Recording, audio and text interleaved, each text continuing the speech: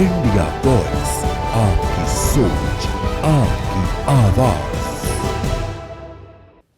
नमस्कार, आप देख रहे हैं इंडिया वॉइस और मैं हूं आपके साथ पुष्पेंद्र चौधरी। बुलेटिन की शुरुआत करेंगे बड़ी और अहम खबर के साथ। पश्चिम बंगाल में ईडी की कार्रवाई का विरोध लगातार टीएमसी कर रही है। टीएमसी के 8 सांसद दिल्ली में गृह मंत्रालय के सामने नारेबाजी कर रहे हैं। तो ये बड़ी खबर आपको बता रहे हैं। गृह मंत्रालय के सामने टीएमसी के 8 सांसदों ने आज नारेबाजी की। कोलकाता में ईडी की छापेमारी का विरोध कर रहे थे। ईडी ने कल आईपैक हेड के ऑफिस और घर पर छापेमारी की थी। ईडी की छापेमारी को लेकर दिल्ली में टीएमसी का प्रदर्शन देखने को मिला। टीएमसी के कई सांसदों ने प्रदर्शन किया और जमकर नारेबाजी की। गृह मंत्री अमित शाह के ऑफिस के बाहर ये प्रदर्शन किया गया। डेरेक ओब्रायन, शताब्दी रॉय ने प्रदर्शन किया। महुआ मोइत्रा, कीर्ति आजाद ने भी प्रदर्शन किया। वहीं प्रदर्शन के दौरान दिल्ली पुलिस ने टीएमसी सांसदों को हिरासत में ले लिया। पश्चिम बंगाल में ईडी की कार्रवाई के विरोध में टीएमसी के 8 सांसद दिल्ली में नारेबाजी कर रहे थे। यह प्रदर्शन कोलकाता में ईडी की छापेमारी के खिलाफ किया गया, जो कल आईपैक हेड के ऑफिस और घर पर हुई थी। टीएमसी के कई सांसदों ने गृह मंत्री अमित शाह के कार्यालय के बाहर विरोध प्रदर्शन किया।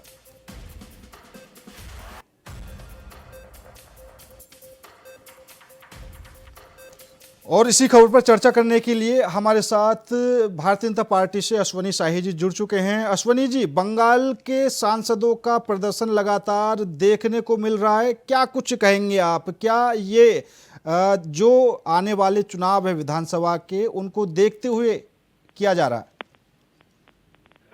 पुष्पेंद्र जी, इसी को कहते हैं एक तो चोरी और ऊपर से सीना जोरी। आप किसी भी एजेंसी को अब उसका काम करने से रोकेंगे, आपकी सरकार है, इस लोकतंत्र में तानाशाही नहीं है कि आपकी पुलिस है, आप जो है ईडी के खिलाफ कार्यवाही कर देंगे, मुकदमा करा देंगे, फाइलें लेकर भाग जाएंगे।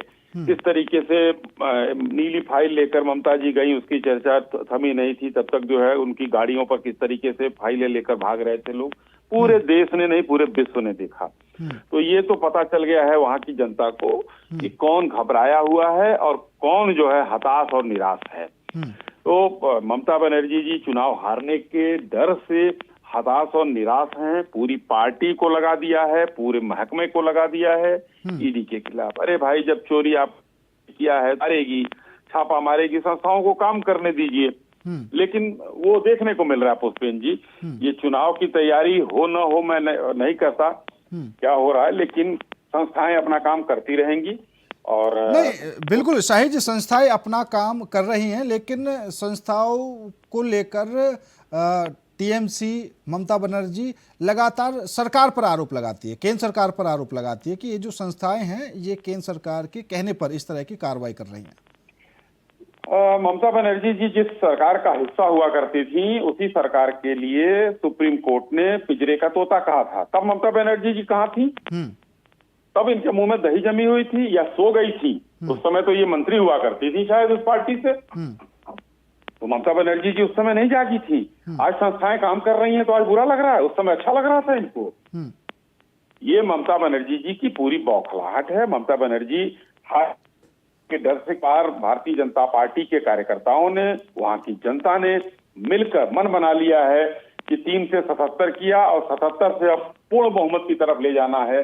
तो वो इनको आभास हो गया है, इसलिए ये हर तरह के छल प्रपंच अपना रही हैं और पूरी गुंडागर्दी, और गुंडागर्दी भी मैं नहीं कहूंगा, मैं कहूंगा पश्चिम बंगाल में तानाशाही कर रही हैं, जो कि एकदम मान्य नहीं है। वहां की जनता इसका प्रतिकार करेगी वोट के रूप में। ठीक है सोनी जी, हमारे साथ टीएमसी से शुभांकर भट्टाचार्य भी जुड़ चुके हैं। शुभांकर जी, आपके सांसद लगातार विरोध प्रदर्शन करते हुए नजर आ रहे हैं। दूसरी तरफ ममता बनर्जी ने भी अल्टीमेटम दे दिया है कि वो खुद भी सड़क पर उतरकर ईडी के खिलाफ विरोध प्रदर्शन करेंगे। क्या कुछ माना जाए आने वाले चुनावों को देखते हुए? ये बहुत लाउड है। हाँ। मुझे आपकी आवाज नहीं सुनने में आ रही पूरे साथ। एक बार साफ साफ प्लीज सुनाए। शुभंकर जी, मेरा सवाल ये है, जिस तरीके से आपके सांसद गृह मंत्रालय के सामने भी प्रदर्शन करने से लगे हुए हैं, दूसरी तरफ खुद मुख्यमंत्री ममता बनर्जी भी कह चुकी हैं कि हम भी सड़क पर उतरकर विरोध प्रदर्शन करेंगे, क्या कुछ आगे की रणनीति है? देखिए, एक बात है, मैं आपकी आवाज अभी भी नहीं सुन पा रहा हूँ। बैकग्राउंड की आवाज बहुत ज्यादा पीछे से आ रही है। मैं सही करवा देता हूँ, आप जवाब दीजिए। और लेकिन मैं जहां तक समझ रहा हूं, आपका शायद प्रश्न जो है इस मुद्दे को लेके है कि ममता बनर्जी ने आगे एक चलती हुई अगर जो एक इंक्वायरी है, ईडी की इंक्वायरी है, उस पर अगर बीच में विरोध किया है। हेलो, हाँ बिल्कुल बिल्कुल, बोलिए आप। क्या आप सुन पा रहे हैं? मैं सुन पा रहा हूँ आपको, आप बोलिए। जी, देखिए, एक चीज समझने की जरूरत है कि आज के दिन में अगर जिस प्रकार से बीजेपी ने देश में एक चुनाव का एक माहौल बना रखा है कि चुनाव जो है वो माहौल होना चाहिए था, माहौल का माहौल हो गया है। क्योंकि चक्कर ये है कि आज के दिन में उनको जीतने के लिए वो हर प्रकार जो भी कुछ आ रहा है वो सब कुछ वो संभव, ईडी, सीबीआई, ये कौन सा इलेक्शन, एक इलेक्शन बताइए जिसमें विदाउट ईडी, बिना ईडी सीबीआई के वो जीत पा रहे हैं। आप चाहे तो आप दिल्ली का इलेक्शन ले लीजिए, अरविंद केजरीवाल के साथ जिस तरीके से हुआ, क्या हुआ अरविंद केजरीवाल का केस का, क्या उसका अभी तक से जो केस खुलता है वो खुला रहता है, जब तक इलेक्शन पूरा हो नहीं जाता तब तक वो केस चलता रहता है। मैं एक इनको चैलेंज करता हूँ, बीजेपी के जो लोग हैं उनको मैं चैलेंज करता हूँ कि क्या हुआ, शारदा केस को आप लोग आज नाम क्यों नहीं लेते? शारदा केस को इतना अरसा हो चुका है, जो केस खुलता है उसको क्लोज तो करवाइए, हो तो एक वर्डिक्ट तो आए, वहां तक तो पहुंचाइए। जो शारदा में जो थे, चाहे वो टीएमसी के नेता हो, चाहे वो बीजेपी में हो, पता तो हो कि हुआ क्या।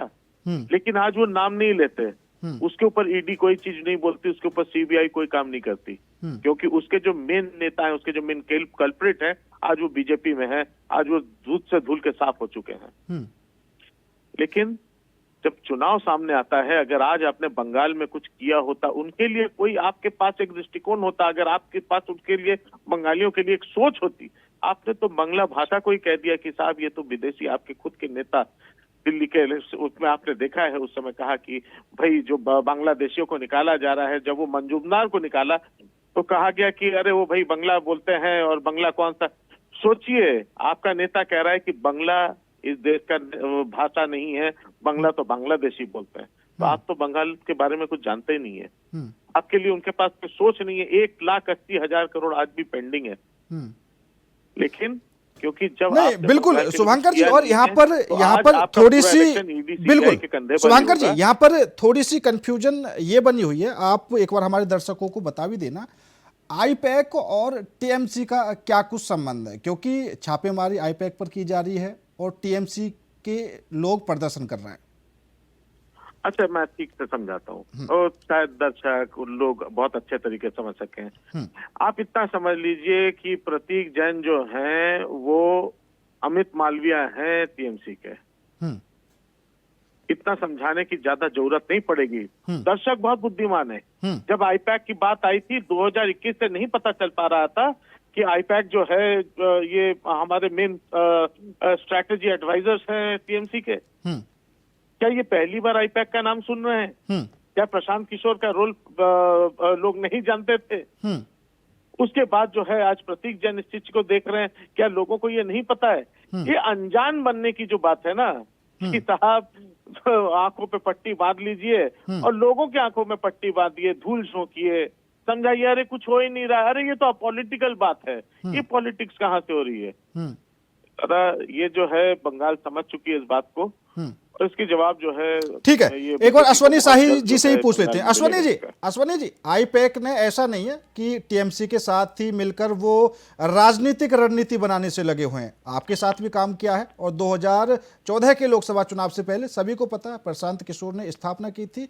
तो अभी साफ तौर पर मतलब जो अंदाजा लगाया जा रहा है, जिस तरह की चर्चाएं चल रही हैं कि ये वाकई अब जो आने वाले चुनाव है उनको देखते हुए ही ये सारे मुद्दे अब उखाड़े जा रहे हैं।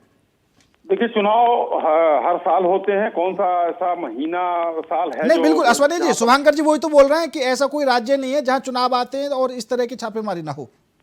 नहीं तो मतलब क्या संस्थाएं बंद कर दी जाए? शुभंकर जी और ममता की इच्छा है कि देश की संस्थाएं बंद कर दी जाएं। मतलब अगर चुनाव हो रहा है तो उसके पहले कोई ना आईटी काम करे ना ईडी काम करे और आप चोरी करते रहें। भाई अगर आप चोर नहीं हैं, आप ईमानदार हैं, तो आप कागज दिखाइए ना, फाइल लेके भागने की क्या जरूरत है। ममता बनर्जी अलग फाइल लेके भाग रही हैं, ऑफिस के कर्मचारी अधिकारी अलग फाइल लेके भाग रहे हैं। आईपैक का क्या मतलब? आईपैक अगर इन्होंने कहा कि अमित मालवीय हैं, तो अच्छी बात है, अमित मालवीय हैं तो क्या उनको चोरी करने का अधिकार है? आईपैक के मान लीजिए कहीं से शिकायत हुई है, कुछ हुआ है तो जांच करा दें, यही तो कहा जा रहा है।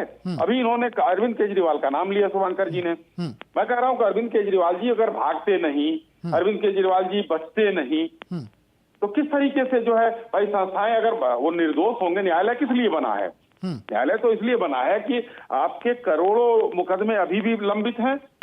ये कह रहे हैं शारदा का कुछ नहीं हुआ, इसका नहीं हुआ, तो भाई सुप्रीम कोर्ट से भी एक बार वो करके ना करोड़ों उसको भी निपटवाइए जल्दी से। कई बार तो ऐसा देखा जाता है कि 8-8 साल लोग सजा काट के, 15-15 साल लोग सजा काट के पूरी जवानी खत्म हो जाती है, बाद में बाइज्जत बरी किए जाते हैं। तो क्या हो गया? न्यायपालिका बंद कर देना चाहिए, ये सरकारें एजेंसियां अपना काम करना बंद कर दें। नहीं, ऐसे में समय तो खराब होता है ना। अगर कोई बाइज्जत बरी हो जाए और अपना समय भी खराब कर दे तो उसका जिम्मेदार कौन रहेगा? ये आपने संविधान में के हिसाब से हो रहा है। न्यायपालिका जिम्मेदार कोई सरकार थोड़ी ही होगी कि मोदी जी की सरकार हो जाएगी, जैसे लोग कह रहे हैं। ये न्यायपालिका में मुकदमा चल रहा है, आपको हमको कहीं उठाकर जो है किसी केस में डाल दिया गया, 10 साल अश्विनी शाही जेल में रहे, हमारा जीवन 10 साल खराब हो गया, ऐसे बहुत केस आते हैं। हम बिल्कुल देखने को मिले काफी। ये तो संवैधानिक हमारी व्यवस्था है, जो न्यायपालिका की व्यवस्था है।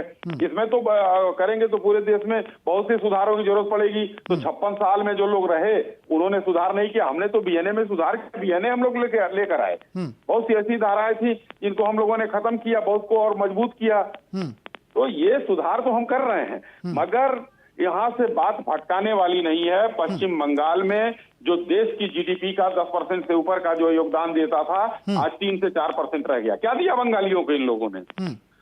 सारे उद्योग धंधे वहां से हट के चले गए दूसरे प्रदेशों में। क्या दिया बंगालियों को इन लोगों ने? बांग्ला भाषा से प्रेम है, अच्छी बात है, होना चाहिए, हम सम्मान करते हैं। लेकिन अश्विनी जी, एक बात समझ में नहीं आती, अभी आप बोल रहे हैं कि इन लोगों ने बंगाल को क्या दिया, लेकिन फिर भी लगातार टीएमसी की सरकार बनती है। ये तो यही तो ये भूल जो है, ये जनता वहां की अपना इस बार प्रायश्चित करने के मूड में है, तो ये समझ में आ गया है इन लोगों को। इसलिए ये चोरी चकारी, फाइल लेकर भागना, ईडी का विरोध करना, यही ममता बनर्जी जी हैं पुलिस अधिकारी के साथ जो है बैठ जाती है धरने पर। क्या होता है? मानवाधिकार के जजों को दौड़ा दिया जाता है वहां संदेश खाली में। किस तरीके की बात करते हैं ये लोग? ये तो पूरी तरीके से तानाशाही है, और ममता बनर्जी वहां पर तानाशाही कर रही हैं। अब तोलेबाजी, वसूली, जो बंगाल को इन्होंने खत्म कर दिया, उसको सही करने का समय है, सोनार बांग्ला बनाने का समय है भारतीय जनता पार्टी। नहीं अश्विनी जी, बंगाल में टीएमसी की सरकार है, वहां पर ममता बनर्जी एक मजबूत स्थिति में है, तो भारतीय जनता पार्टी ममता बनर्जी पर आरोप लगा देती है कि ममता बनर्जी वहां पर तानाशाही कर रही है। जिन राज्यों में आपकी सरकार है वहां आप पर आरोप लगते हैं। देखिए, आरोप की बात नहीं है, आरोप तो राजनीतिक आरोप अलग चीज हो गए, लेकिन जो एजेंसियां काम कर रही हैं, एजेंसियां तो हमारे भी नेताओं के यहाँ छापे डालती हैं, तो हम तो उस समय नहीं कुछ कहते हैं। तब तो ये लोग जो है बड़े मुखर होते हैं, अरे वो देखिए भ्रष्टाचारी भारतीय जनता पार्टी में। तब ये नहीं कहते हैं कि निष्पक्ष कार्यवाही हो रही है, चाहे वो भारतीय जनता पार्टी का राजनेता हो, या वो टीएमसी का हो, या कांग्रेस का हो।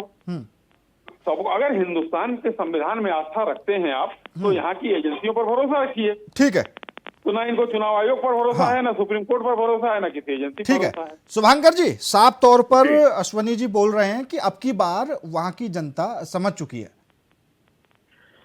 देखिए, मैं अश्विनी जी को मैं अश्विनी जी की बात पर सिर्फ इतनी बात कहूंगा कि देखिए, उनकी जितनी जो दलीलें हैं, जैसे आपके दर्शक मुझे सुन रहे होंगे, उनको भी सुन रहे होंगे, बिल्कुल।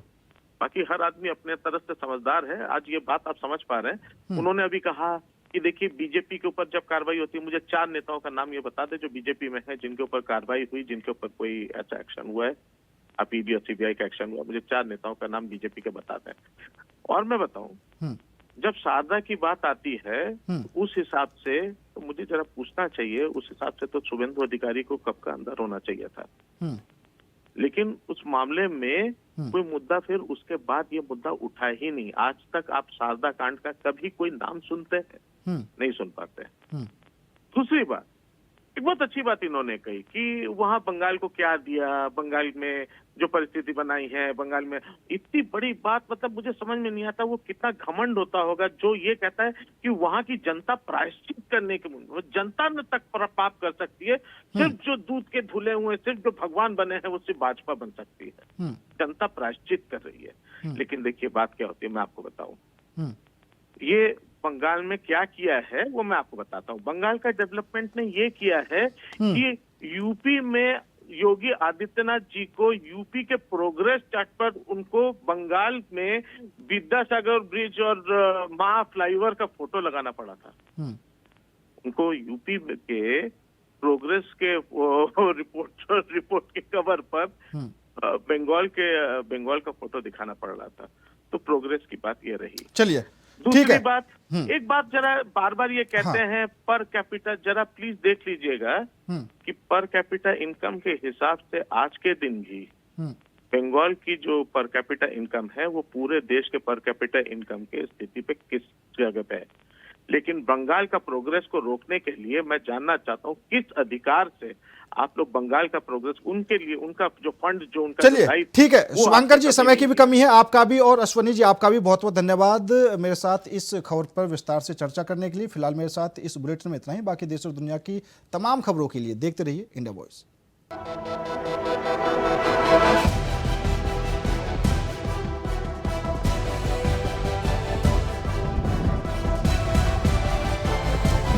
इंडिया वॉइस, आपकी सोच, आपकी आवाज।